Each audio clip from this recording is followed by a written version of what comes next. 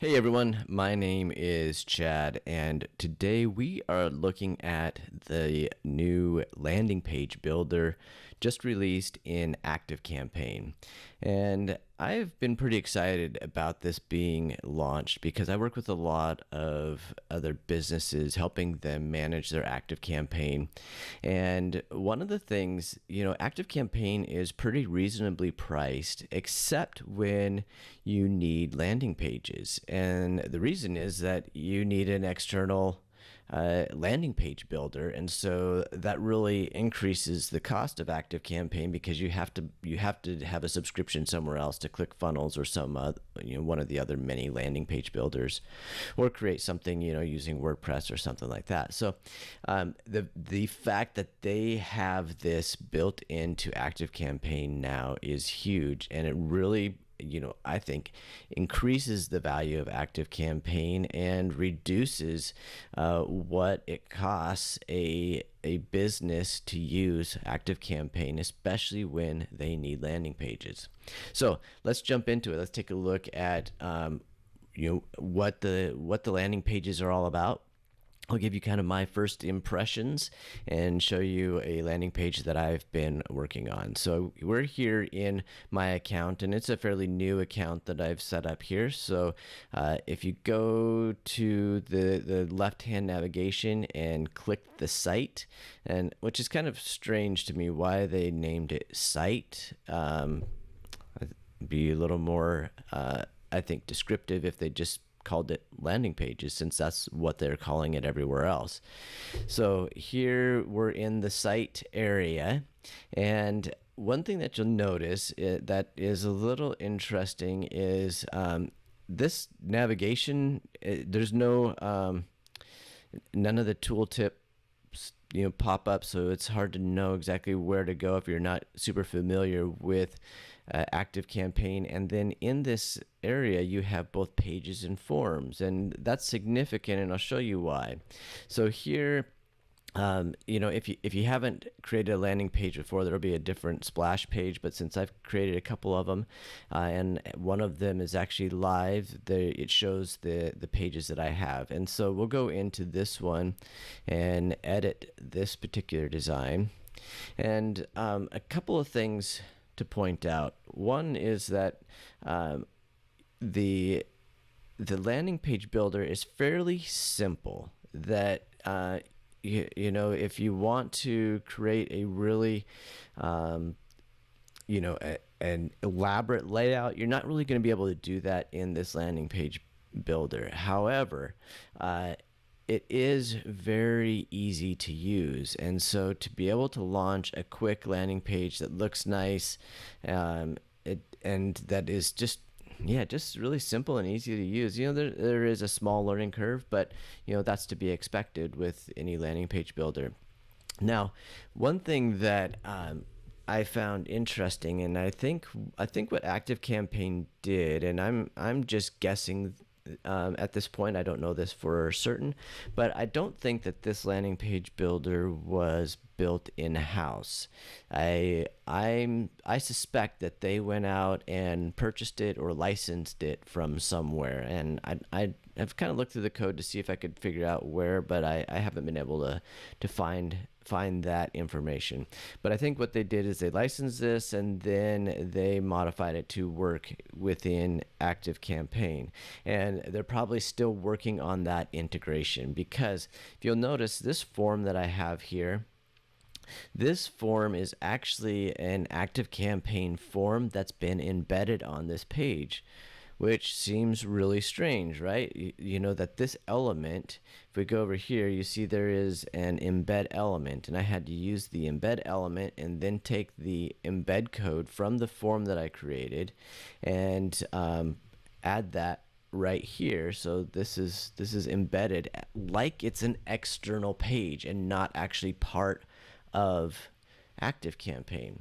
Now, you'll see that there is a form element here. However, if you use this form element, it doesn't do anything. It will not put contacts into ActiveCampaign. It will not trigger automations. So and I'm not actually even certain where entries for that form will go, if they go anywhere. You know, the documentation was a little ambiguous, and so I'm not really sure that it really does anything at this point. So if you do use this landing page builder, any forms that you create, you really need to create, and that's why it's significant that forms is here, because clearly the forms that are in the page builder don't work. Now, beyond that, everything else, I really like how it works. There are a lot of different themes, pre-built themes that you can use too. I did this one from scratch, just building completely on my own, and it worked really well. And we can go here. Let's go ahead and close this, and we can view the live page. And you see it loads pretty quickly. I haven't actually done any speed tests on it yet, so it'd be interesting to see how that turns out. But again, it looks nice. It works well. One thing that's a little frustrating is the ActiveCampaign branding. You can't do anything about that. There's not a way to turn that off. So I'm not a big fan of businesses doing this to us. That I'm paying for the service, so I don't think I should have to advertise for you as well. So that's kind of I've got a little bit of a gripe with that. But I love ActiveCampaign, so it's not a deal breaker for me, but I wish they would allow us to remove that at some point. One other thing that I think is worth noting is the custom domains. Before I get to that, one thing that is kind of cool is that when you create a design, you can then, and I'm not sure if it's right here, you can duplicate it. There's also a way to turn your design into a template, so then you can continue using that on all your future pages that you develop. And so that I've done that, and so I have that template right here, and I can edit it and then use it for future landing pages. Files. This is buggy. These are all, I guess, the files that I've uploaded so far, and you can manage them here, but this is clearly there's a bug here that you cannot view the files in this section. Now, the last thing is the domains, and I think this is worth noting that it is great that you can use custom domains, and it's pretty simple to do that. You add your custom domain here. And it would be nice if they actually gave you the information you needed for the CNAME record. You have to go find that, but you can add the domain. It comes in here, and there will be a kind of an orange icon that lets you know that it hasn't resolved yet, but once it resolves, then you got the green check mark, and it's available to use.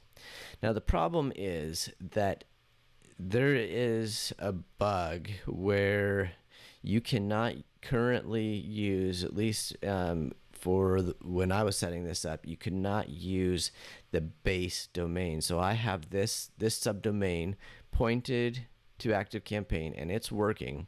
So checklist.growthplan.pro. But when we go to my pages here, and if we go to the page settings, now this, let's see where,